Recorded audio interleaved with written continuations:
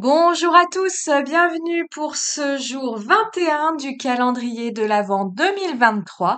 Et aujourd'hui, nous allons travailler avec deux marques de tampons. Vous le voyez à l'écran avec la marque L'encre et l'image pour travailler le fond et pour travailler quelques embellissements. Et notre personnage principal seront des petits bonhommes de neige de Caramel Studio. Pour ce fond de taille, je vais utiliser une technique que j'affectionne particulièrement dans mes petits projets, qui est la technique du résiste. Vous l'avez vu, je suis venue passer un petit coussin de talc sur mon tag afin que la poudre à embosser adhère bien sur mon encre à embosser et pas partout sur mon fond de tag. C'est un petit coussin que j'ai depuis très longtemps mais que j'oublie toujours d'utiliser. Donc je vais essayer d'être un petit peu plus rigoureuse pour l'année à venir. Ça fait déjà une résolution de noter. La technique du résiste, vous l'avez vu, j'ai donc embossé à chaud un motif. Vous le verrez, ce motif apparaître lorsque je passerai par-dessus une teinte d'aquarelle. Je vous montre ici mon classeur nuancier d'aquarelle.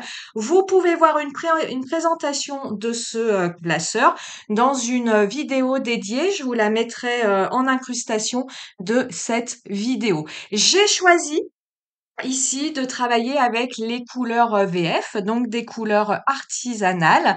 Et j'ai choisi pour mon fond de carte la couleur clair de lune que vous voyez à l'écran, qui est un noir bleu avec des petites nacres, avec des petites paillettes. Ça, vous le verrez au moment de zoomer sur mes petits tags. Et vous voyez, hein, la technique du résiste, je vous en parlais. J'ai tamponné et embossé un tampon flocon sur mon fond de tag. Je l'avais tamponné avec un mélange de poudre, une poudre blanche fine Wao de la marque Wao et une poudre transparente à paillettes Easink. J'ai fait dans un petit bocal un petit mélange personnalisé. Parce que si vous ne le savez pas, toutes vos poudres à embosser, vous pouvez les mélanger entre elles pour créer eh bien une teinte qui vous convienne, un mélange, voilà, un mélange personnalisé. C'est ce que j'ai fait ici. Et vous voyez, au moment d'appliquer mon aquarelle, eh bien mon motif ressort. Il ressort plus ou moins selon la couleur et l'intensité de la couleur choisie pour mon fond de carte. Donc là où mon fond est très foncé avec cette couleur bleu foncé, bah, le motif, vous le voyez à l'écran, ressort très très bien, de façon très nette. Et là où j'ai dégradé ma couleur, voire là où je n'en ai pas mise, eh bien, le motif va être simplement suggéré sur mon tag. Donc ça, c'est ce qu'on va appeler, hein, pour ceux qui débutent, c'est ce qu'on va appeler la technique du résiste. J'embosse un motif sur mon fond de page, sur mon papier. Peu importe la couleur utilisée, vous pouvez utiliser une poudre transparente, une poudre bleue, jaune, vert, ce que vous voulez. Moi, j'avoue que ce que je préfère, c'est utiliser une poudre blanche et ou en y ajoutant des paillettes. Et puis, vous venez par la suite appliquer votre aquarelle. Et selon le motif choisi, eh bien votre aquarelle va venir se mettre dans les creux de votre motif embossé et ça va vous faire comme ça un fond texturé que je trouve très très joli. Je reste un petit peu au niveau de mon fond de carte. Vous avez vu, j'ai réalisé des dégradés sur mon fond de carte. Donc je viens dans un premier temps appliquer ma couleur. euh, Elle est quand même très diluée à l'eau, mais en tout cas très chargée en pigments. Et puis par la suite, avec un pinceau rincé mais chargé d'eau, je viens flouter cette couleur foncée, ce qui me permet d'obtenir un dégradé. Et par la suite, je continue à rincer mon pinceau pour avoir comme ça une couleur qui s'éclaircit progressivement. J'ai choisi sur ce fond de taille d'avoir, pour une question que je trouve, esthétique, j'ai choisi, de ne pas, utiliser la même intensité de couleur partout sur mon fond de carte, mais vous auriez très bien pu, utiliser ce bleu foncé, de la même intensité sur votre fond de carte. Ça, c'est à vous d'essayer, de faire, vos petits essais, voir ce que vous préférez. N'hésitez pas, hein, moi je fais souvent ça, mais je ne le filme pas. Ça pourrait peut-être être intéressant, vous me le direz en commentaire. Mais parfois, quand j'ai envie un petit peu de reprendre une technique, de me perfectionner dans une technique, eh bien, je me découpe comme ça toute une série de tags et puis je travaille ces tags avec les mêmes produits, mais de façon différente pour voir un petit peu les effets différents que je peux obtenir. Je prends bien garde de noter à chaque fois comment je m'y suis prise, les produits utilisés et puis après, je n'ai plus finalement qu'à aller voir dans ce petit catalogue de réalisation, de méthodes, d'essais, ben, ce qui me plaît à un instant T et ce qui me semble pertinent pour la réalisation que je veux effectuer. On va passer à la colorisation de ces bonhommes. J'utilise ici exclusivement, que ce soit sur mon fond pour mes tags ou pour mes colorisations, j'ai utilisé le papier Fontaine, grain nuageux.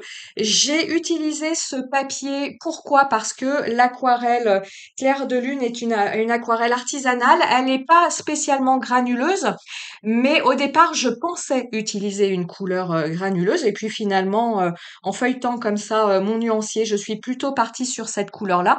Mais voilà, comme au départ, je pensais utiliser une aquarelle granuleuse, eh bien, j'ai choisi d'utiliser mon papier Fontaine grain nuageux parce qu'il réagit extrêmement bien à la granulation. Il fait énormément ressortir les effets de granulation. Et vous le voyez à l'écran, il me restait une petite chute de papier de ce papier. Je ne souhaitais pas la ranger parce que une chute aussi petite, moi, je les perds. Je ne sais plus après de quel papier il s'agit parce que les reconnaître à l'œil, c'est pas forcément évident. Et ce que je vous montre ici à l'écran, hein, je vous l'ai déjà dit, mais vous voyez, ce papier, bien qu'il soit à grains texturés, malgré tout, il réagit très bien au tamponnage. Vous voyez, mes tamponnages sont nets. Alors, j'ai utilisé une presse à tamponner, pour faire mes tamponnages parce que j'avais quand même peur hein, voilà, vous le voyez ici à l'écran, j'avais quand même peur qu'il se tamponne pas suffisamment net parce que les petits bonhommes de neige, pas les oiseaux, mais les petits bonhommes de neige sont d'un trait très fin, plein de détails. Donc j'avais un petit peu peur de ne pas tout ravoir sur mon papier. Donc c'est pour ça, j'ai utilisé ma petite presse. Mais en fait, je m'y suis pris que d'une seule fois et ça a très bien tamponné. Donc ce papier, je vous dirais, si on devait choisir qu'un papier, voilà, je peux pas m'offrir tous les papiers qui existent de la Terre, je voudrais quelque chose de polyvalent, eh bien je vous conseille ce papier, c'est un papier 100% coton. Il vous fera de très beaux résultats pour vos fonds, mais malgré qu'il soit texturé, vous pourrez réaliser malgré tout de jolis tamponnages et de jolies colorisations pour vos tampons. Ici, je reprends mes tags et pour faire un peu cette scène hivernale que j'imaginais dans ma tête, j'ai repris ce tampon de l'encre et l'image, hein, vous voyez alors cette branche, hein, c'est une branche d'arbre ou un arbre et sur un tag je l'ai mis à l'horizontale, sur mon autre tag je l'ai mis à la verticale. Mon encre ne s'imprimant pas sur l'embossage que j'avais fait préalablement, eh bien je viens repasser mes traits avec un marqueur à alcool noir et ça fonctionne très bien. Il faut parfois vous y reprendre à 2 reprises parce que l'embossage, hein, c'est quelque chose au niveau, comment on va dire? Chose qui ressort, c'est quelque chose de tenace, hein. Alors à certains endroits, j'ai dû, notamment pour les branches très épaisses, j'ai dû, m'y reprendre à 2 fois. Mais en m'y reprenant à 2 fois, on ne voit plus l'embossage blanc qui ressort au niveau, des feuilles. Bien sûr, on voit toujours le relief de mon embossage, mais on ne voit plus le blanc. Le marqueur alcool que j'ai utilisé, c'est un graphite et pourquoi j'ai pris celui-ci? Tout simplement parce qu'il a une pointe fine, le graphite, et vous voyez la taille parfois des branchages et des feuilles. Il me fallait une pointe fine pour reprendre les traits de mon tampon.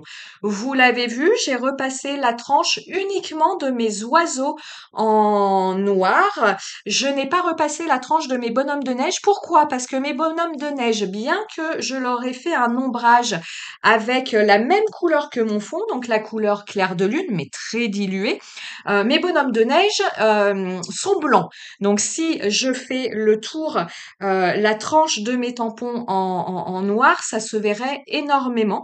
Alors que mes oiseaux sont quand même pas mal colorisés. J'ai repris la couleur, je vais vous dire, j'ai pris la couleur capucine et la couleur grenat pour coloriser mes oiseaux, et la couleur grenat pour l'écharpe et les bonnets de mes bonhommes de neige, hein, toujours chez les couleurs VF. Donc je vous disais, mes oiseaux étant quand même bien colorisés, là je peux me permettre de repasser la tranche de mes tampons en noir, d'autant plus qu'ils sont posés sur mes branchages, donc ça permet comme ça de les mettre en relief et de les faire ressortir par rapport à mes branchages.